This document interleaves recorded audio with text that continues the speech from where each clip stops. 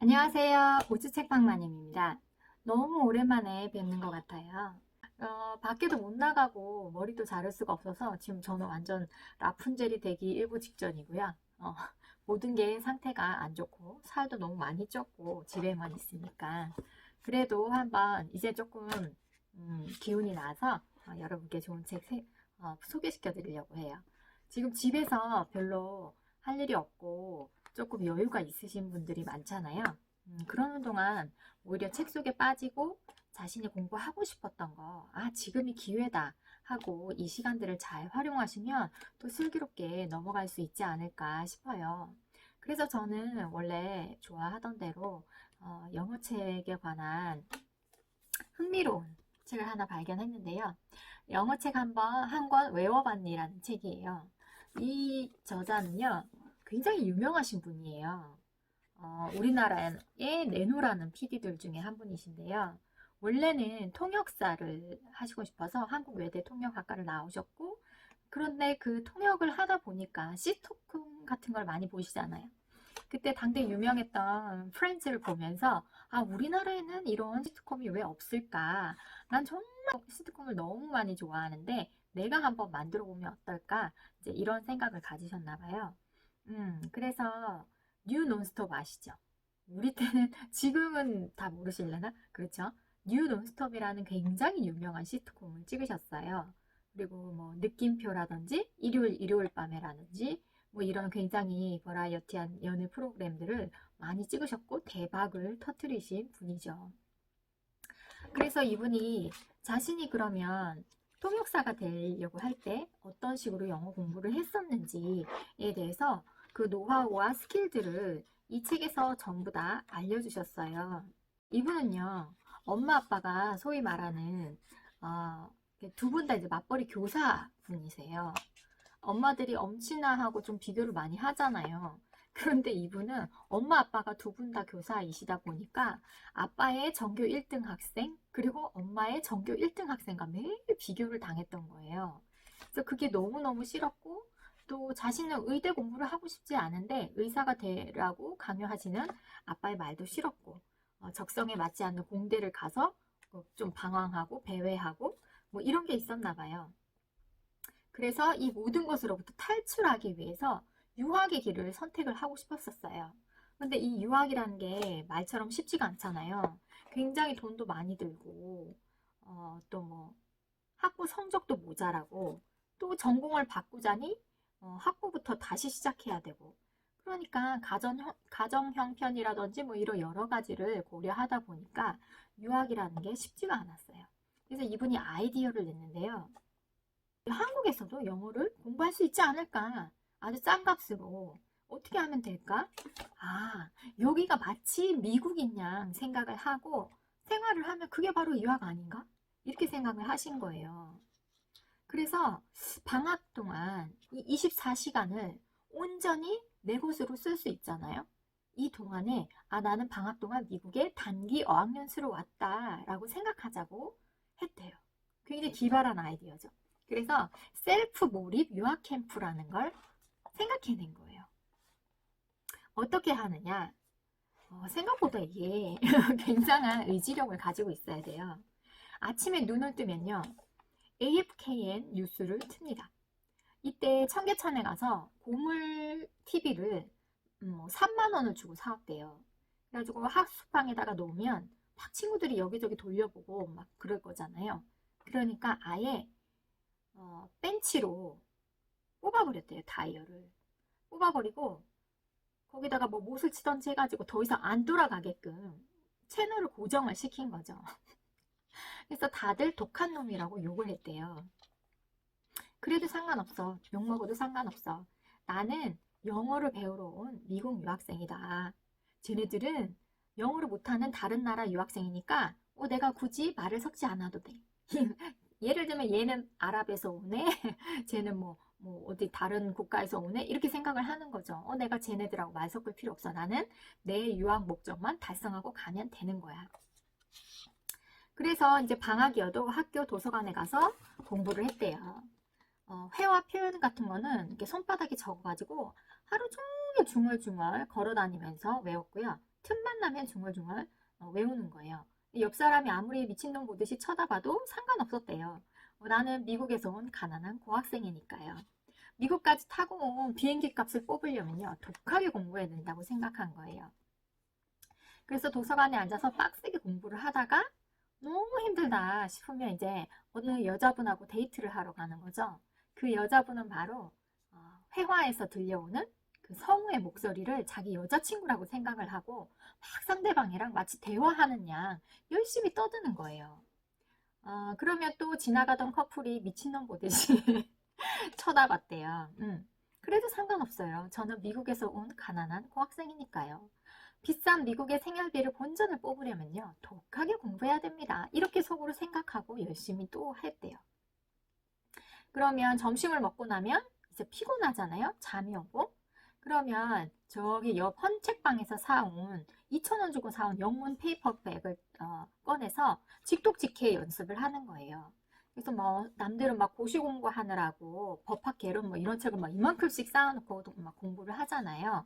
그런데 자기는 영문 페이퍼 책 한 권을 딱 펼쳐놓고 반나절을 보냈대요. 그리고 3시가 되면요, 독해와 영작을 할 시간이에요.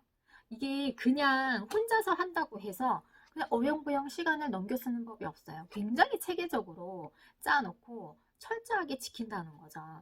3시에 영작 공부를 하고 타임즈를 펼쳐놓고 번역을 시작한대요. 번역을 다 하고 나면 운동장 한 바퀴를 돌면서 사설을 큰 소리로 내서 읽고 마치 자기가 뉴스 앵커가 된 것 마냥 막 발음을 크게 내면서 흉내내면서 큰 소리로 막 읽는 거예요, 그걸. 누가 쳐다봐도 상관없어요. 전 가난한 유학생이니까요. 그 다음에 또 번역한 한글 문장을 보면서 자신이 거꾸로 이제 영작을 하기 시작하는 거죠. 그런데 분명히 여러 번 했는데도 불구하고 기억이 안 나요. 여러분도 이거 착각하시면 안 되는 게, 읽으면서 이해가 된다고 해서 그게 제 거가 아니거든요. 그걸 제일 잘 알아볼 수 있는 방법은 영작을 해보는 거예요. 영작을 해보면 뭐 단어가 문제가 아니라 전치사, 관사 이런 것들이 전부 다 빠지게 되거든요. 어떤 걸 했었는지 굉장히 헷갈리게 돼요.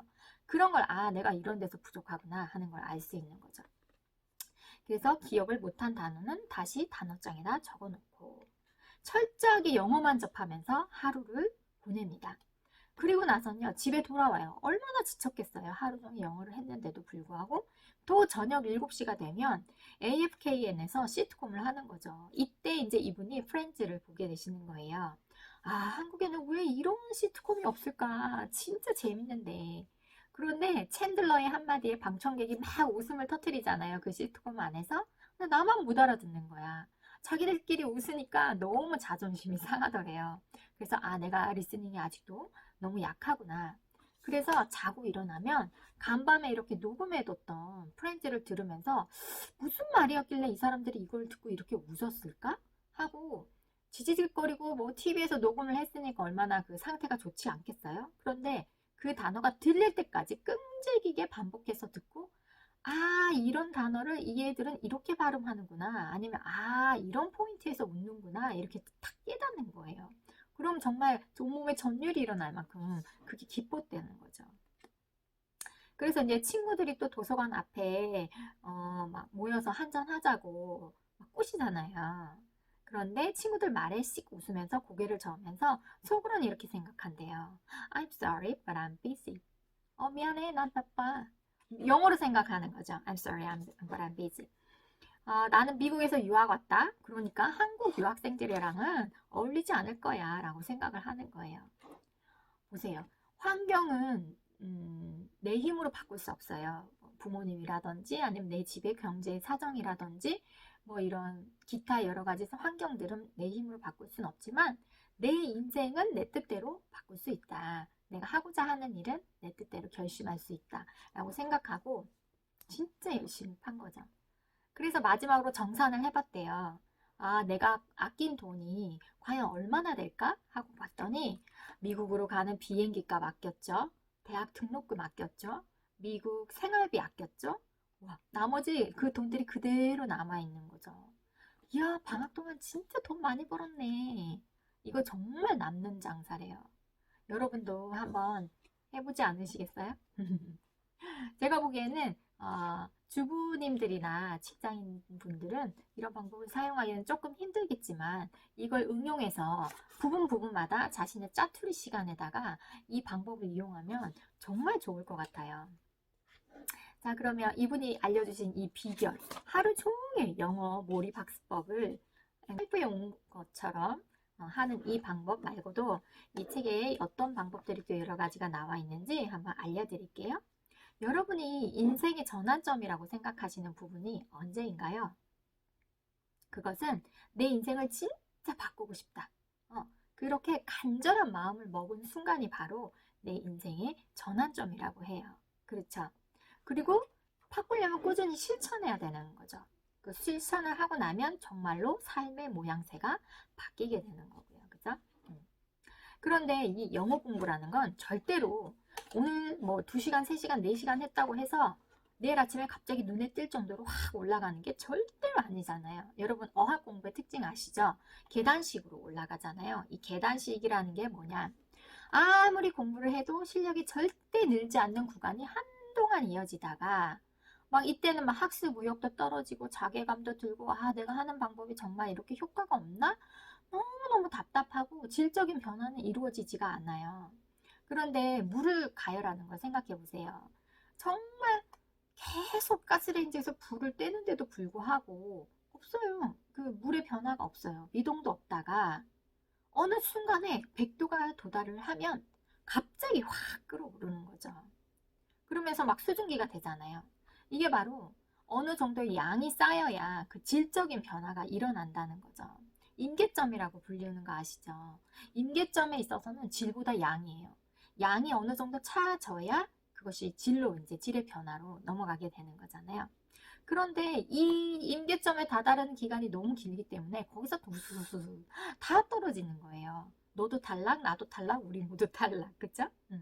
그런데 조금만 더 버티면 진짜 첫 번째 계단이 훌쩍 올라가는 그 구간을 맛보실 수가 있는 거예요. 그 부분을 맛보고 아 이렇게 짜릿하구나 한번 이렇게 중독이 되시면 그걸 못 놓는 거죠. 계속해서. 여기서 굉장히 조금 감동적인 말이 있어요. 여러분은 영어를 직업으로 삼지 않을 건데 내가 왜 영어를 열심히 공부해야 되나? 뭐 이렇게 생각하는 사람들 많으시죠. 왜 그렇게 열심히 하는 걸까요? 그럼 이 문장을 한번 보세요. 지속하는 힘의 저자 고바야시 다다아키의 말인데요. 매일 영어를 열심히 공부한다고 해도 훗날 영어를 사용하는 일을 하게 된다는 보장은 어디에도 없다. 그렇죠? 우리가 뭐 영어로 먹고 살 일을 할 그건 없잖아요.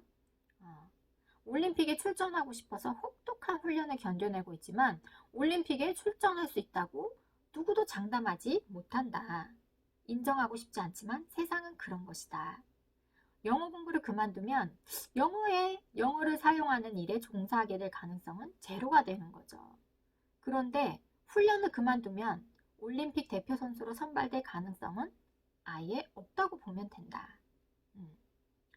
우리가 영어 공부를 하고 있으면 그것과 관련된 일을 어쩌면 하게 될 수 있는 가능성이라도 생겨요. 그런데 아예 영어 공부를 하지 않고 포기를 하고 있으면 그럴 가능성이 제로가 되는 거죠. 아예 있을 수가 없어요. 스티브 잡스가 인생은 점과 점이 이어진다라고 했잖아요. 그래서 이 말이 저는 제일 감동적이었어요. 인생에서 버려지는 노력은 없다. 인생에서 버려지는 노력은 없다. 어떨 땐 말이죠. 제가 새벽까지 공부를 하면서 내가 왜 이런 공부를 하고 있지?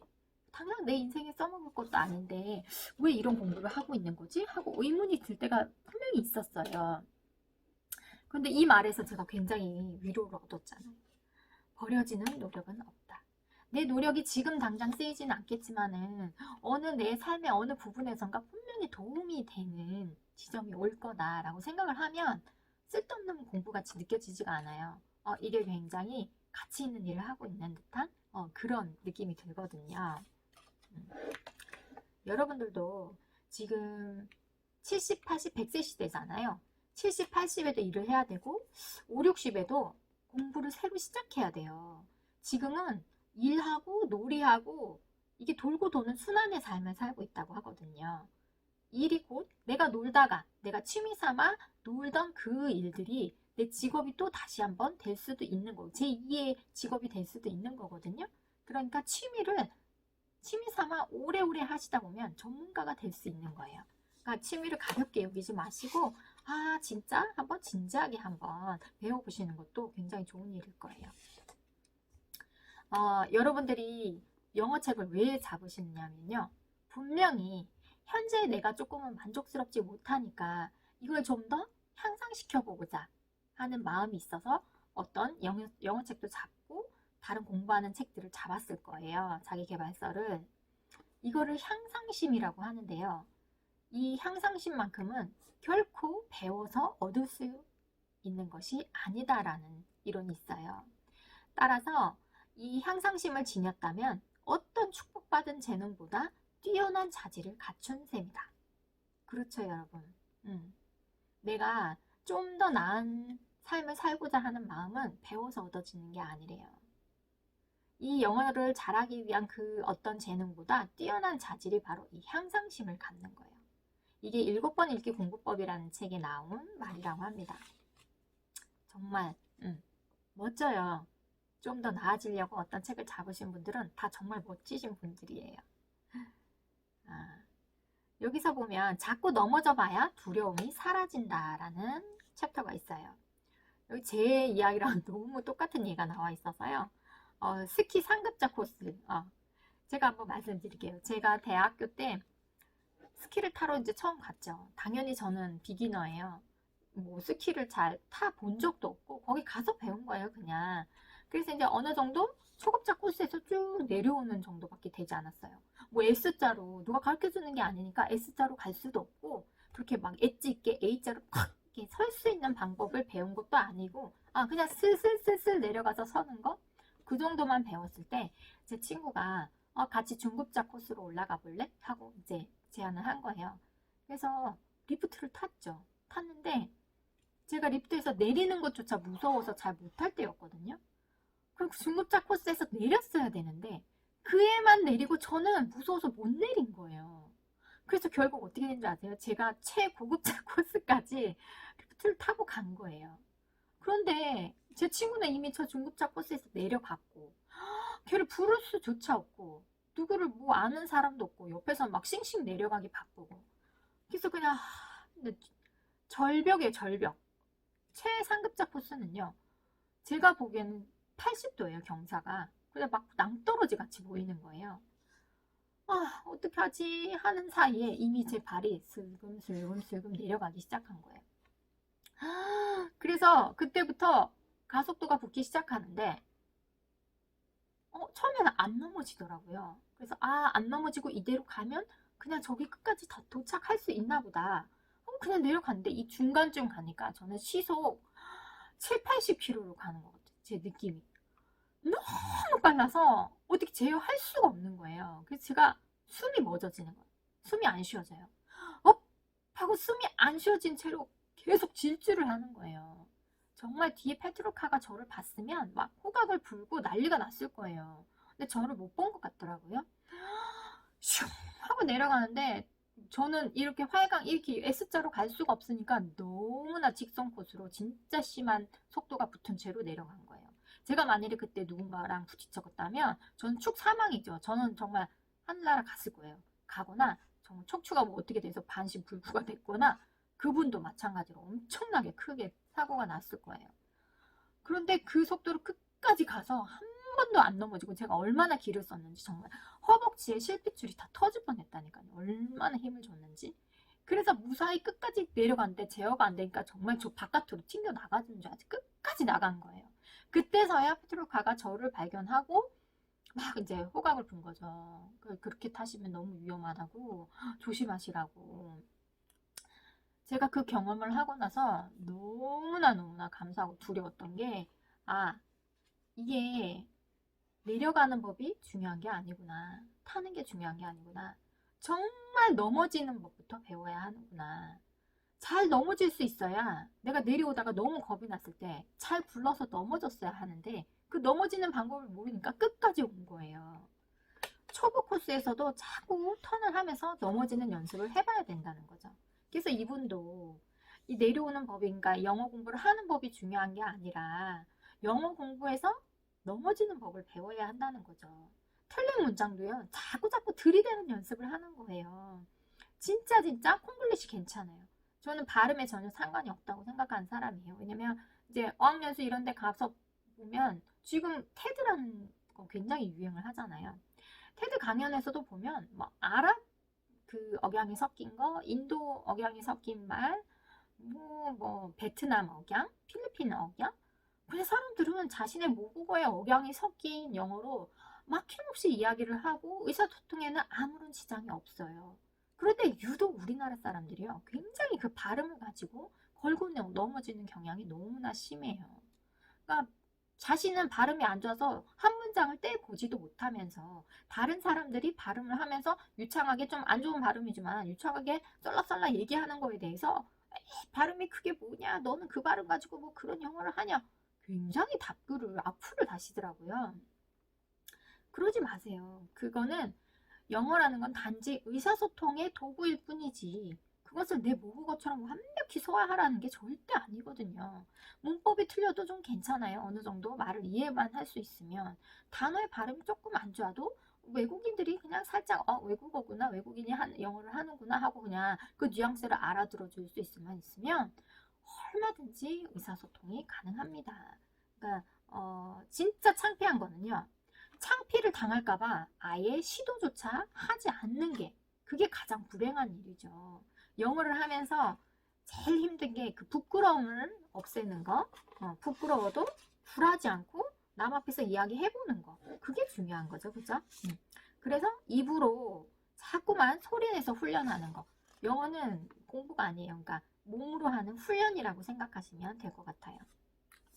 또 이런 분들 계시죠. 초급 영어를 공부를 하실 때 영어를 팟캐스트를 듣는다든지 아니면 영어 속에 뭐 대사를 막 들으면서 정말 재밌어, 즐거워, 진행자의 농담도 엄청 재밌네, 이렇게 1년 정도 들으면 내 영어가 쑥쑥 늘겠지 하고 계속 주구장창 들으시는 분이 있어요.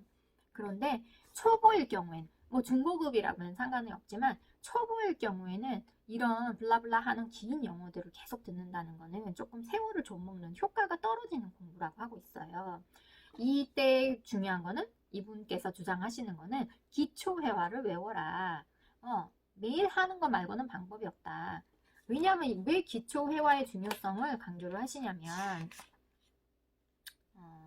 기초회화에 보통 우리가 뭐 2만 단어, vocabulary 2만 단어, 2만 2천 단어 이런 거 외우잖아요. 그런 거 아무 소용없다는 거 아시겠죠? 그거 2만 2천 단어 외워도 막상 외국인하고 기초적인 회화조차도 해보려 하면 막 막히고 버벅대고 앉아 있어요. 그러니까 그런 걸 하느니 차라리 7, 80% 기초 영어 회화 책을 한 권을 몽땅 외우면요, 7, 80%의 대화는 가능하다는 거죠. 그리고 자신감이 굉장히 생기게 되고요.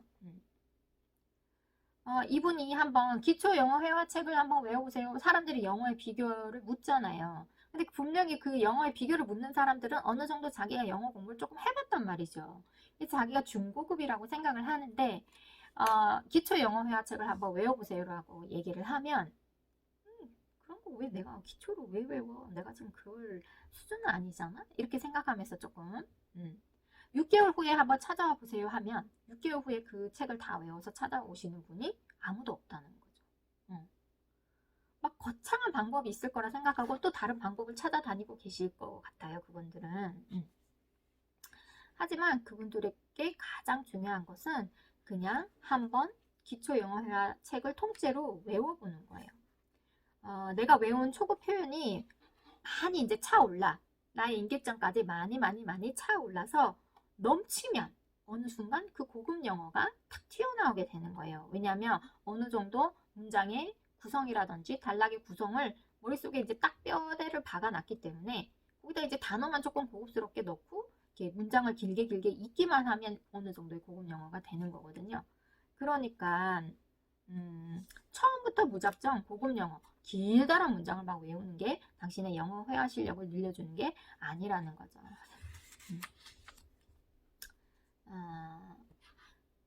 한번 완벽하게 외운 다음에 자신이 암기한 거를 테스트해 보세요.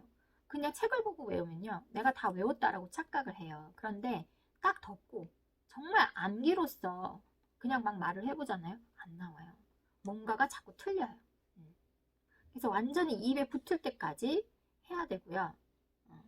그 영어 원어민에게 배우는 거 있죠. 영어 원어민에게. 그 영어 원어민에게 배우는 거는요. 그다지 효과가 크지 않아요. 이게 무슨 말이냐 하면요. 영어 원어민에게 영어를 배우면 그 사람이 완전 초급자 입장이 아니잖아요. 아니었잖아요. 그러니까 그 초급자가 뭘 어려워하는지 잘 몰라요. 그러니까 단지 내가 이렇게 쉬운 말을 해줬는데 얘는 왜 못 알아듣지? 이런 어려움을 느끼지. 그 우리가 모국어를 배울 때처럼 엄마처럼 아기한테 계속 반복해주고 틀려도 계속 호응해주고 맞을 때까지 계속 말을 고쳐주고 이런 거를 원어민이 할 수는 없어요. 그러면 어떻게 해야 되느냐? 원어민 수업은요. 자신이 외웠던 거, 배웠던 거 이런 거를 펼치러 가는 거예요. 그 사람 앞에서 자꾸 이야기를 해보고 내가 아는 걸 펼치러 가는 거지 그 사람한테 막 습득을 하러 가는 장이 아니라는 거죠. 그래서 영어 원어민에게 회화를 배울 때는 그냥 무조건 들이대야 돼요. 내가 오늘 막 이런 문장은 꼭 한번 써보고 오겠어 하고 만반의 준비를 한 다음에 집에서 예습을 엄청 많이 해야 되는 거예요. 만반의 준비를 한 다음에 다다다다다다 한 번이라도 말을 하고 오면 그게 이제 머릿속에 탁 남는 거죠. 이분은요. 김민식 PD님은요. 명사 10개, 동사 10개, 형용사 10개만 알아도 10 곱하기 10 곱하기 10은 얼마예요? 1000이잖아요. 1000개의 문장을 말할 수 있다고 생각합니다. 문법은 너무 신경 쓰지 마시고 주어, 동사, 목적어 순서로 그냥 나열만 하라 이거예요. 이분이 뭐 이 책 안에서 권해주신 회화책도 있거든요. 추천해주신 지금 그 회화책이 엄청나게 잘 팔리고 있는 거죠. 막 교재를 보다가 나 이거 진짜 잘 이해가 가. 나 이거 진짜 잘 읽어. 이런 건 내 거가 아니라는 거죠. 암송을 할 때는 책을 딱 덮고요. 눈을 감고 정말로 내 안에서 다다다닥 나오는 게 그게 정말 내 문장으로 체화된 거지. 보면서 이해가 가고 보면서 잘 말해지는 거는 책을 보면서 말해지는 거는 내 거가 아니라는 거죠. 여러분들 근데 그게 좀 무서우시죠? 테스트한다 생각하면 좀 굉장히 괜히 긴장되고 안 하고 싶고 내가 자꾸 틀릴까 아니까 그죠? 이쪽 그 재밌는 일화가 있는데요. 이분이 처음에 받아쓰기로 이제 뭘 쓸 때 영어를 들었는데 우유 한 잔이라는 단어가 나왔어요. glass of milk라고 발음을 하잖아요.